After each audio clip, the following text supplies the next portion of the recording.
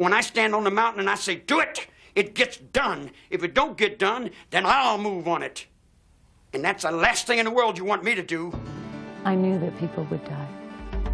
I knew that there would be killing. Our acts cannot be forgiven. Every one of you out there has tried to kill me for the last 25 years, and I'm still here. Ha, ha, ha. Now what?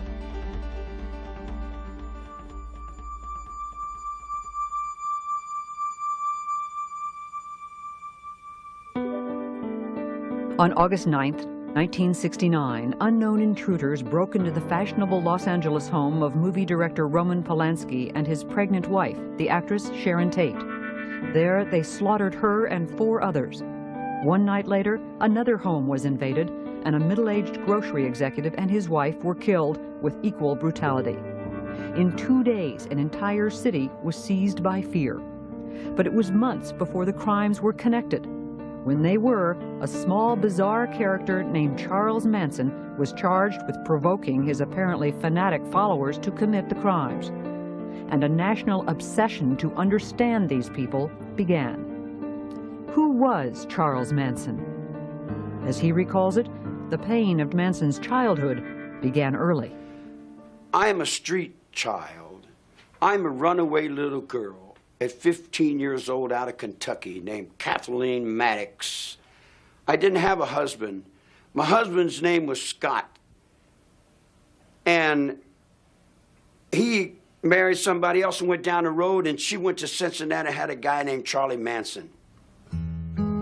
Charles Manson was born on November 12, 1934 in Cincinnati, Ohio, in Cincinnati General Hospital. His mother, Kathleen Maddox, was just 16 and unmarried when he was born. His father was a Colonel Scott who'd briefly known Kathleen. She was very, very motherly looking. She was as motherly looking as my mother was. My mother went to prison for 5 years for strong-arm robbery. Her brother had the dealer trick in off the street and put the yoke on him to get some money to eat. But when I heard she was a prostitute, it just, I couldn't believe that either. And she went to prison, and I used to visit her in the prison visiting room. His mother's absence and rejection would make a life with her a dream of Charles Manson's throughout his childhood. Manson spent many of his early years in the small town of McMecken, West Virginia, with his deeply religious aunt and uncle, living, by all appearances, a not unhappy small-town life. The house was a big, older house, but it was beautiful. He had just about anything he wanted, I would say. His aunt and uncle and grandmother took him to church. He didn't like going. The only thing he really liked, was the singing. But Charles loved to sing.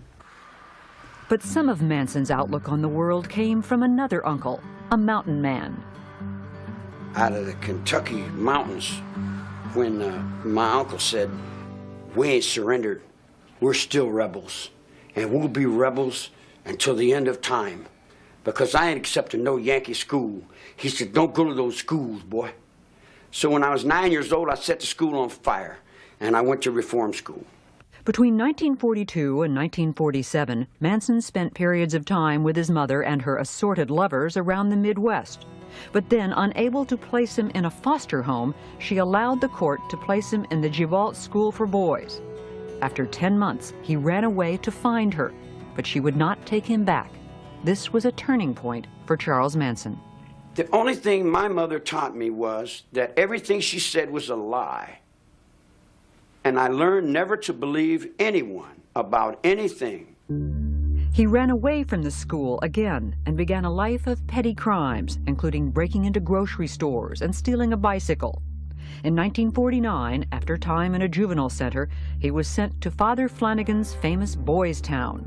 According to a 1949 article in the Indianapolis News, a dead-end kid who has lived in an emotional blind alley is happy today. He's going to Boys Town. Manson ran away 4 days later. Now just 13, he stole cars, broke into stores, and committed his first armed robberies. He was then sent to the Indiana School for Boys, where he claims he was raped and repeatedly beaten. He ran away 18 times. Now the punishments escalated after he stole cars, committed armed robbery, and held up gas stations. He went from the National Training School for Boys to Natural Bridge Camp to federal reformatories at Petersburg, Virginia, and Chillicothe, Ohio, where he was paroled in 1954. He was just 19 years old. Around this time in Los Angeles, one of Manson's future followers, Patricia Krenwinkel, was a little girl. Her comfortable childhood could not have been more different from Charles Manson's, but even her home was not without its sadness. During the time I was brought up, nothing was talked about. I mean, my parents' dissolution of their marriage, you don't talk about that. You don't talk about problems in the home. I never felt like I had a sense of who I really wanted to be or become. In 1949, Leslie Van Houten was born into a solid middle-class family in Altadena, California. From an early age, she wanted to help the world. Her parents, too, would divorce. I was always very a creative girl, young girl, you know, artistic. But I never, for a while, I wanted to be a school teacher. Somewhere along the line, I got distracted and I lost motivation. Believe that I was desperately seeking someone that I could love and hold on to and call my own. That somehow my dad leaving had left a space there. In January 1955, back in McMecken, the 20-year-old Charles Manson married 17-year-old Rosalie Jean Willis. He held odd jobs, but continued to steal cars, driving them across state lines. 1944, I went to juvenile hall. I didn't get out till 1954. I got a little girl named Rose, stole some guns, went to Georgia, burglarized a store, got a straw hat full of dimes, and came to L.A. I turned 21 years old in the L.A. County Jail. I wasn't out but a hot second. I've been in jail all my life. It was one of the curious facts about Charles Manson. He would often manage to commit small-time crimes that nonetheless violated federal laws and would bring tough penalties. A suspended sentence turned into a 10-year term after he violated probation on a charge of forging a very small treasury check. I was struck by something initially, and that is that he had been sentenced to 10 years for attempting to cash a $43 treasury check, and he did 7.5 years.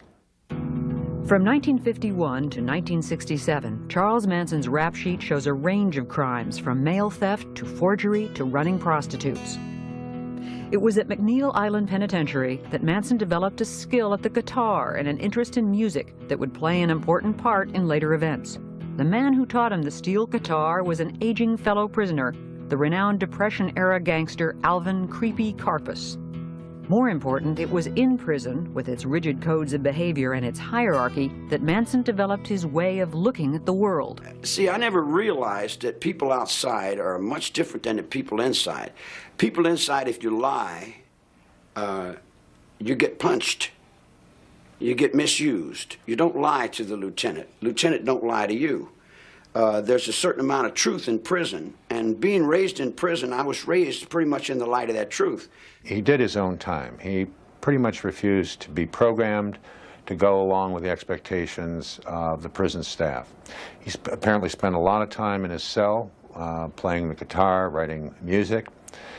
He did attend a class, did very well in a power of positive thinking class, which I always thought was a part of his style. He was released from prison in 1967. It's been said that he asked not to be released. He'd now spent more than half of his 32 years inside, and prison was the only real home he'd ever known. What's more, Charles Manson had never known life with a real family. That would make a family of his own very appealing. Prison may have meant a life of little change for Charles Manson, but life outside was changing radically. It was a far different world now from the one he'd known before prison, and it was one where his particular skills would serve him well.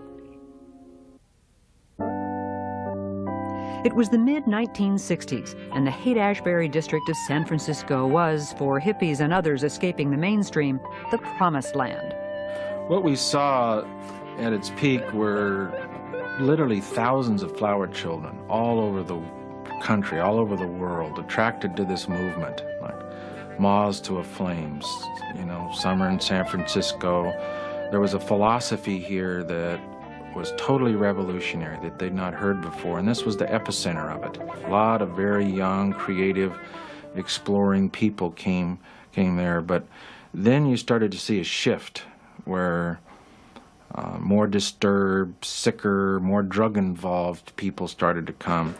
The hallucinogenic drugs like LSD were being replaced by stimulant drugs, speed particularly, that led to compulsion and paranoia. And innocence was giving way to violence. You may recall a song, the lyrics of which were, if you come to San Francisco, you better wear a flower in your hair. By 1967, if you came to San Francisco, you needed to wear a .45 in your belt. It had changed that fast. The kids were still coming from all over the United States for the same set of expectations, but the welcoming committee was very, very different. There was a brand of street theater that was hard to imagine. If we are coming up to the beatnik area, all the stores out in this area, they're taken over by the beatniks, and we see them in all shapes and sizes. I think this one is a girl walking in front of us. She has a hair ribbon, but it's hard to tell. It was a scene where if you grew your hair and talked the talk, you fit in. This was the scene which Charles Manson entered on his release from prison in 1967. When he came out, he initially told me that there was nothing I could do, that that he could go back to prison. He was not afraid of it. He was not going to do parole if parole was going to be onerous. He was clearly an antisocial personality. He was superficial, he was glib, and he was very adaptable. And when I got out, all your children would come to me because they never had anybody to tell them the truth. He sized up people, I think, fairly quickly and fairly accurately. I think that's a skill you learn in prisons. He said, so your father just kicked you out of the house. And that started it. Lynette Squeaky Frome joined up with Manson early on. It was easy to talk to him. And we talked on a number of levels. His mind intrigued me. Charlie was what he needed to be at any given time. Pat Krenwinkel was another early member of Manson's growing family. I met Charlie when I was living at the beach with my sister, and she came home and said to go down to a friend's house, which I did, and Charlie was there, and he was playing the guitar. And so I was introduced to him there. And that night, we slept together, and I felt really loved by him almost immediately, mostly because I think at that point I was really desperate for someone to care. When we made love, all I remember is just crying and crying to this man. I mean, it was like, because he said, oh, you're beautiful. I couldn't believe that. I just started crying. Manson's family grew to include men. One of them was the young All-American Texan, Charles Tex Watson. Charlie used sex for, number one, when people would come and he wanted power over them, men, he would offer them whatever women he had. And he had certain women he always put out front, which he called his front street girls. They were the ones that he thought were the most beautiful, the ones that would be the most enticing. And that's what he would do. I mean, he was an excellent pimp. Charles Manson was not only attracting followers, he was also exercising more and more control. Whatever he believed, I would believe. And I would say, and I would spout off. I began to get increasingly uncomfortable with the amount of control and the way in which he used them. And you could see his sense of power and control growing. But in Northern California, at least, the family was monitored by outsiders. I saw him on a weekly basis. He would bring the girls into the office. It was a big occasion. I would go out to a home and see them. There was always that string. There was always some reality. The family left San Francisco in the summer of 1967 and began an odyssey up and down the California coast. Moving from place to place was one way Manson kept his followers entertained enough to stay. They started spending more and more time in the Los Angeles area. There, Manson hoped to make a name for himself in rock and roll. I think he felt that once he got down there, things were going to be very, very different. He had contacts with the Beach Boys. It was through the women that Manson made his connection with Dennis Wilson of the Beach Boys. In Los Angeles, Wilson picked up 2 of the family women hitchhiking and took them home. Soon, Manson and the rest of the family showed up and moved in with Wilson for several months. Then, through Wilson, Manson did some recording, but nothing came of the sessions. Manson was always bitter that his music would remain unheard. They came to the ranch, lady. I didn't go to them. They came to me. You're stealing my music every day. You're writing my songs. You're playing my game. In August of 1968, longtime family member Susan Atkins found the family a new home, an old Western movie set and now writing stable owned by an 80-year-old half-blind man named George Spahn. Leslie Van Houten joined the family in the summer of 1968. You know, all very fun in the beginning, innocent. At first, the family reveled in the crumbling movie set and the beautiful countryside around it. They play-acted roles they might have taken in old movies. It was like summer camp, and Charles Manson was head counselor. It was a great place, actually.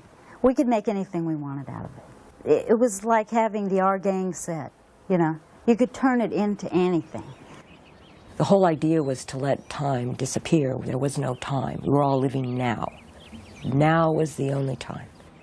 See, at first the magical mystery tour was that we would be cowboys or gypsies or pirates, and every day it was to wear a different role so that we would get more out of ourselves, and every day was Halloween.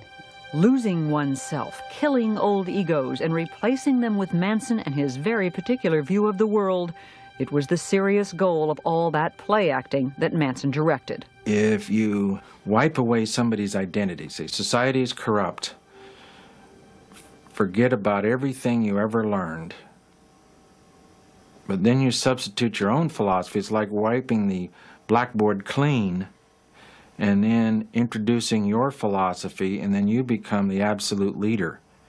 Bit by bit, the family became one with Manson.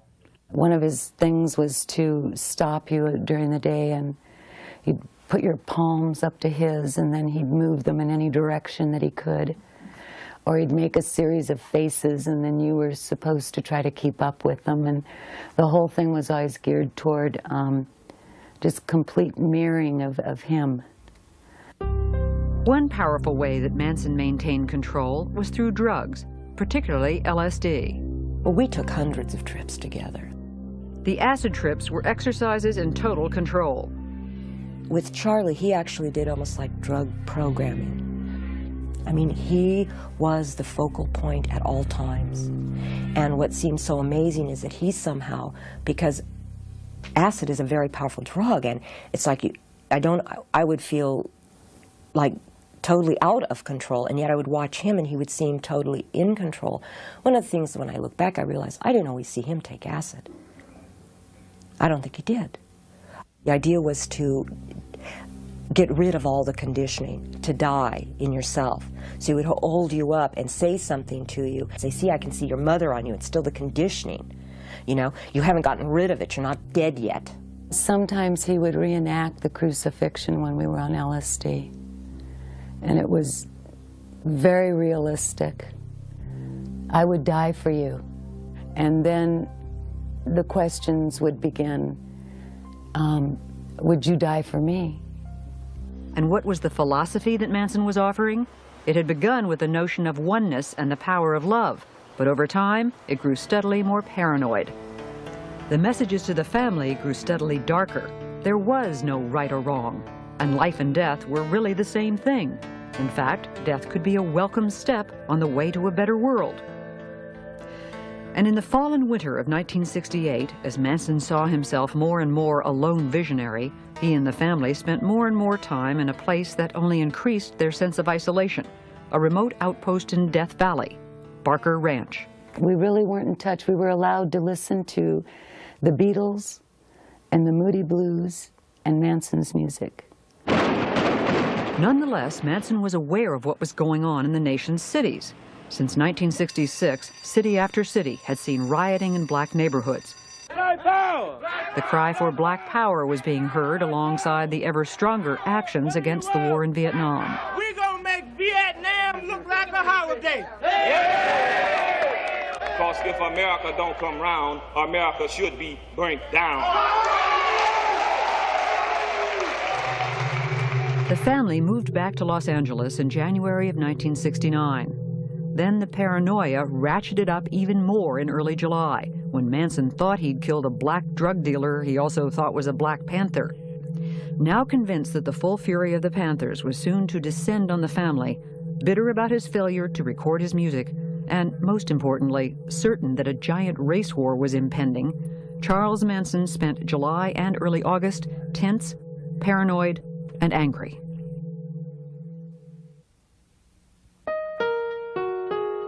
On the night of August 9th, 1969, at a house on Cielo Drive in Los Angeles, the actress Sharon Tate, wife of movie director Roman Polanski and 8 months pregnant, was at home with her friends, the hairstylist Jay Sebring, coffee heiress Abigail Folger, and Roman's friend, Wojtek Frykowski. A young man named Stephen Parent was also on the site, visiting the home's caretaker. That night's murders began with some preparations at Spawn Ranch. I was with the children. We were in a trailer. I was with someone else, and we were in a trailer. And Charlie came and woke me up. And he said, "Get up. I want you to go somewhere." He said, "Get in the car." And I was in the car with Tex and Linda Kasabian and Susan Atkins. And he said, "Do everything the Tex says." And we were off. Tex Watson went onto the property first. When he came upon Stephen Parent in his car, he shot him 4 times. We heard gunshots. He came back and told us to come with him, and we followed. Trying to get into the house, he eventually, I think he went through a window or something, returned to a front door and allowed the rest of us to enter. There was a man that he was dealing with, and I think that was Jay Sebring, I believe. He had him on the floor or something, and he was going to tie him up.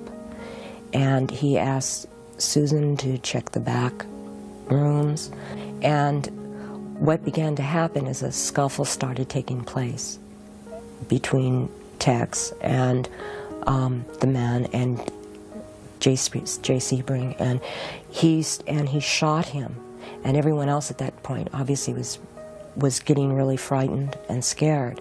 And what eventually took place is that there was an attempt to tie everyone up, and when there was an attempt to tie everyone up, eventually Abigail Folger started to get herself undone, and she took off. I ran after her with an upraised knife, and we went out through a back door out onto the lawn. And I started stabbing her. I ran her down, and I began to stab her. I remember her saying, "I'm already dead."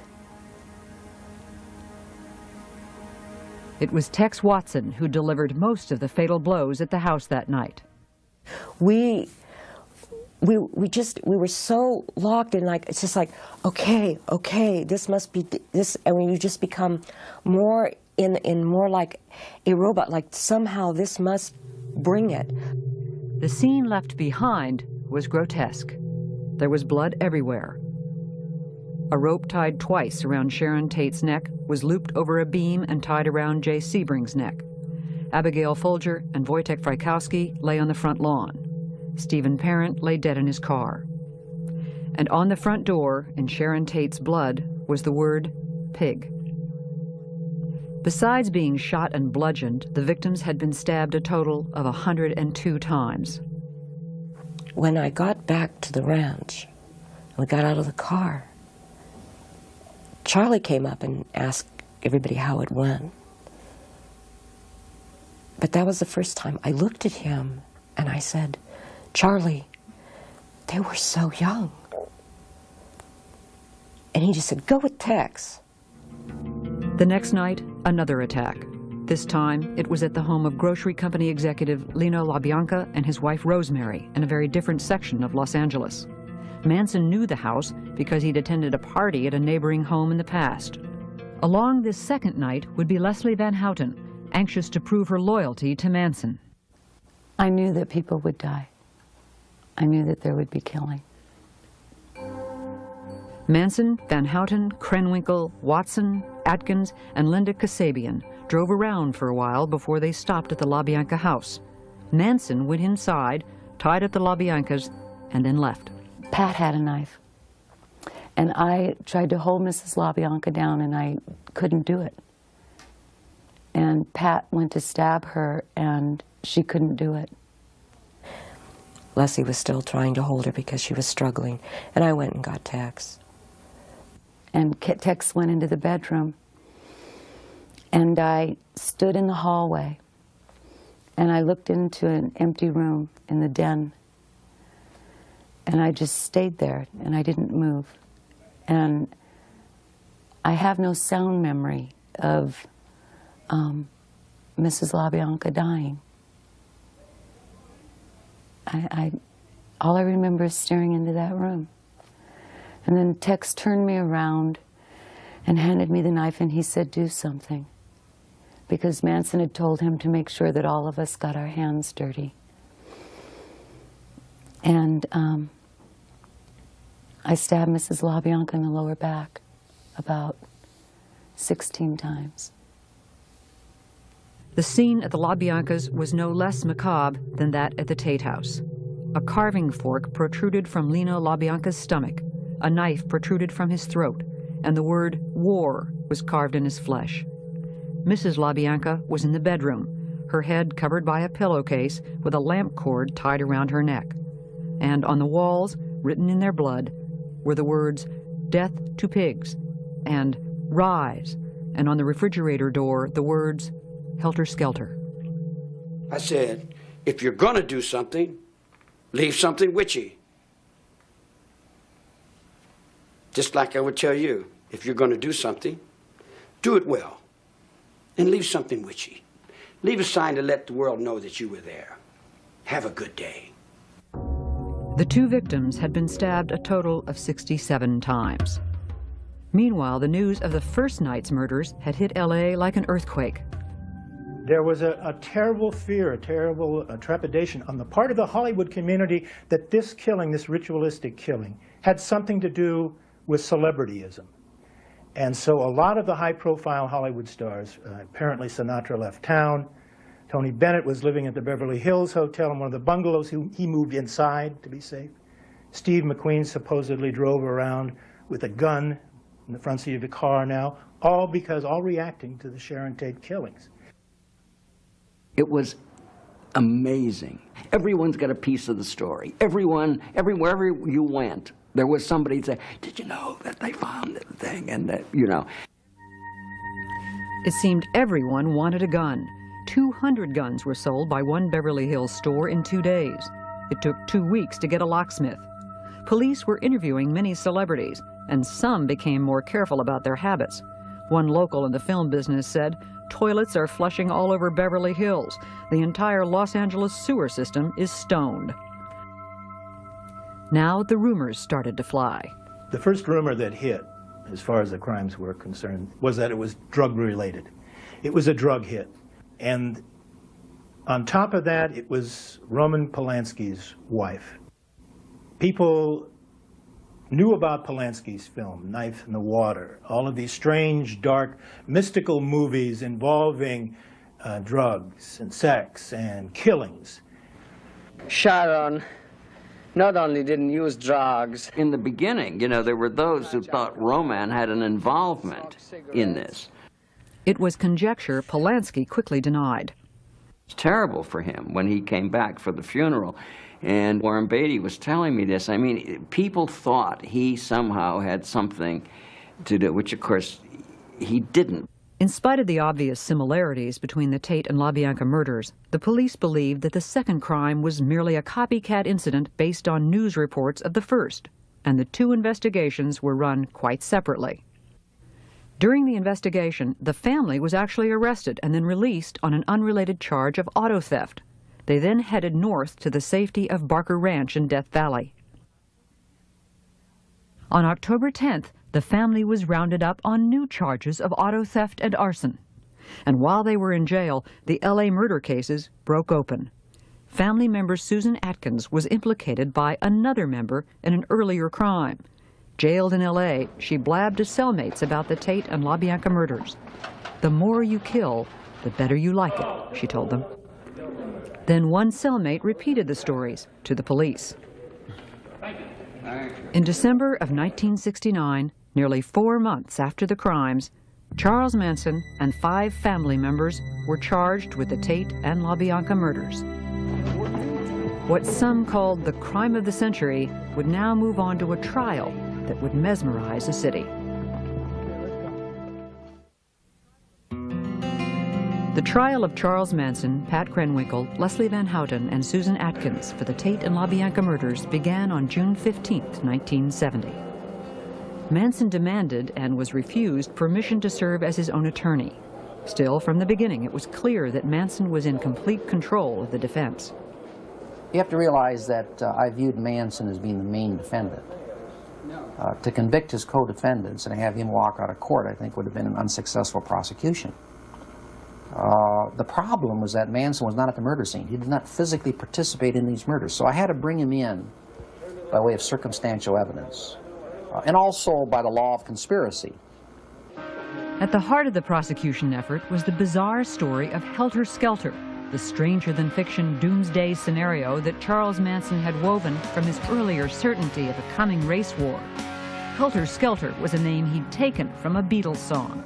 Manson envisioned that white people would turn against the black man if they thought the black man had committed these 7 murders, and ultimately there would be a civil war between blacks and whites out on the street.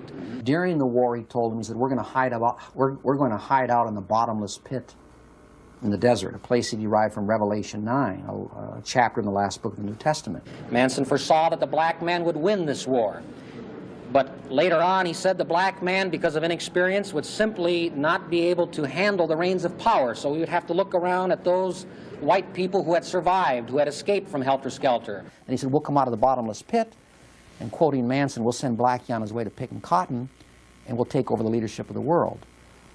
Chief prosecution witness was Linda Kasabian, who had driven the car on the night of the Tate murders. She agreed to testify in return for immunity. Can you get out of the way? The mood around the trial and throughout L.A. was as bizarre as the accused themselves. It may be more than 6 months before the Tate case finally goes to trial here at the Hall of Justice, but Hollywood isn't waiting. 2 movies about the mass murders already are in the works. One producer said his film will concentrate on the hippie clan charged with murder and explain on the screen why they might have done it. Day after day, Manson would come into court and by turns intimidate and amuse. He was playing the people. He was playing to the courtroom. He was playing to the press. We had quite a few staring sessions. He was always staring at people. You know, he'd stare at the jury, and they would turn away. He'd turn around and stare at spectators. During the trial, as in their lives before, the 3 women took all their instructions from Manson. The entire proceedings were scripted by Charlie. Every day we'd meet, and he'd decide, well, today I want you each to stand up and hold your hands in some stupid symbols. You're going to get up and scream. You know, each day was scripted, and that day we proceeded through the events. With Manson, he believed that everything we did was creating some picture that was going to go out in the universe and somehow change it towards his, bend it towards his will. The daily march of Van Houten, Atkins, and Krenwinkel, smiling and singing, was unnerving to anyone who saw it on the news. The song they were singing was one that Manson had written.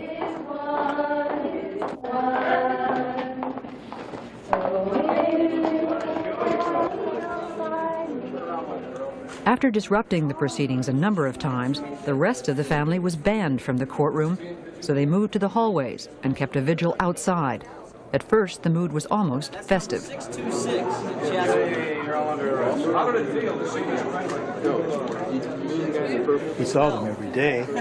You know, come on, Squeaky, you can't really be serious about that, you know. And we would banter back and forth, and so there was a joviality. But continuing to shock the courtroom, Manson carved an X into his forehead in late July to symbolize his removal from society.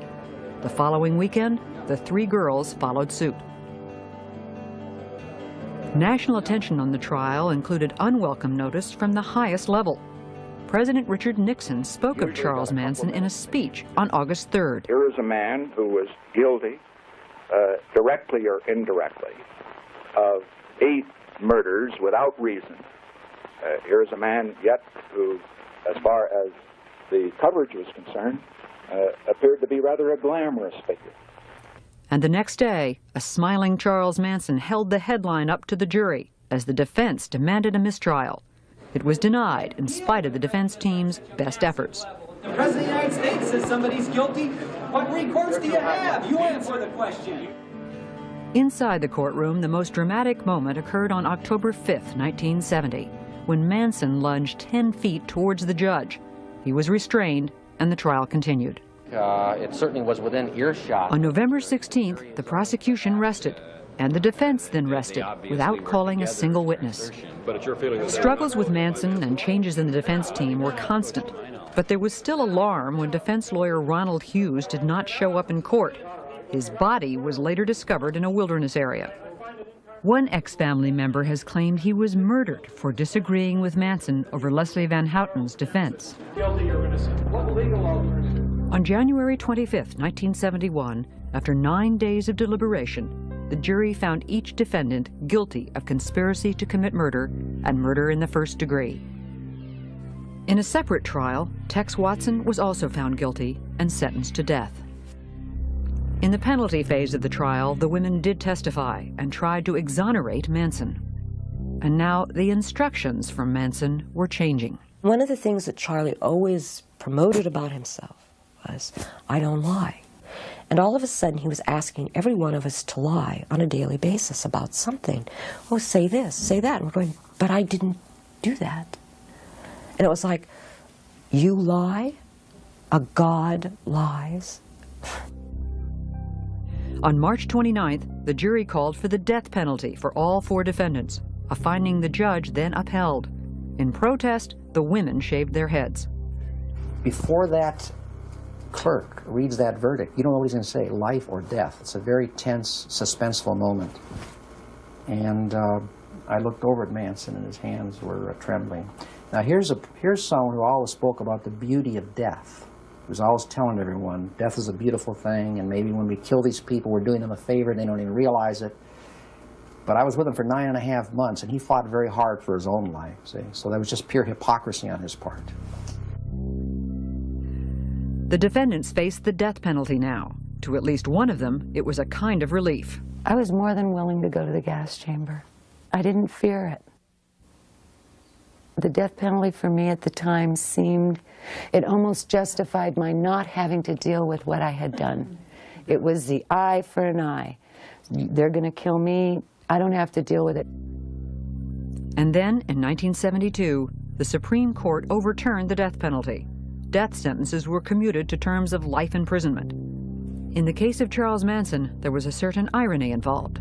In fact, he told me after the trial, Bugliosi says, you know, you haven't achieved anything here. He said, all you've done is send me back to where I came from. But I said, well, yeah, Charlie, that's true, but as far as I know, you've never been in the green room before. The green room is a reference to San Quentin gas chamber. The next year, I was driving my car, and the car radio was on. And I heard where the U.S. Supreme Court had set aside the death penalty, Furman versus Georgia. And the very first thought that came into my mind is that what Manson had told me at the end of the trial was true. That all we did is send him back to where he came from, and he doesn't mind prison life. So in a sense, and I hate to say this, in a sense, Manson has beaten the rap. It was 1972, and Pat Krenwinkel and Leslie Van Houten were still young women with a lifetime ahead of them, a lifetime to face what they had done. All the way on the back, too. More than 25 years after the murders at the Tate and LaBianca homes, Charles Manson, Patricia Krenwinkel, Leslie Van Houten, Susan Atkins, and Tex Watson are all still in prison serving life terms. All have been reviewed for parole numerous times, but it's always been denied. You can have the rest of it and put me back in my cell. This is all I really want to do. Charles Manson has not even attended all of his hearings. I don't think there's a decision among you, is there? Now Charles Manson is over 60 years old, and Tex Watson and the women are in their mid-40s. It's not easy. And to listen to Manson, Pat Krenwinkel, and Leslie Van Houten today is to hear very different memories of those events a quarter century ago. If anything, the older I get, the harder it is. Mrs. LaBianca was younger than I am now. I took away all that life. I see blood in here every day. Every day someone's getting shot, someone's getting cut, someone's getting beat. I've lived in that all my life, woman. That don't wrinkle up my forehead. You can pile 100 dead bodies up in front of my cell and it don't set me to do nothing. Every day I wake up and know that I'm a destroyer of the most precious thing, which is life. And living with that is the most difficult thing of all. And I do that because that's what I deserve, is to wake up every morning and know that. You know, it didn't happen overnight. He spent a lot of time taking middle-class girls and remolding them. I never broke nobody's will. I never told anybody to do anything other than what they wanted to do. Oh, Charlie's just absolutely lying. There wasn't one thing done that was even allowed to be done without his expressed permission. Wait a minute. I said, you do what's best for you. You do what you feel is right. You do what you think is right. Now, whatever you think is right, it's got to be right. All I'm doing is I'm walking with you, I'm walking in line with you, and I'm holding the line with you. What you do is up to you. It's got nothing to do with me. You know, I take offense to the fact that 25 years later, Manson doesn't own up to his share in this. I take offense to that. I take responsibility for my part. And part of my responsibility was helping create him. Every once in a while I get letters from children, and they seem to think that what we did is all right. There is nothing that we did that is all right. Nothing. He was not Jesus Christ or Satan.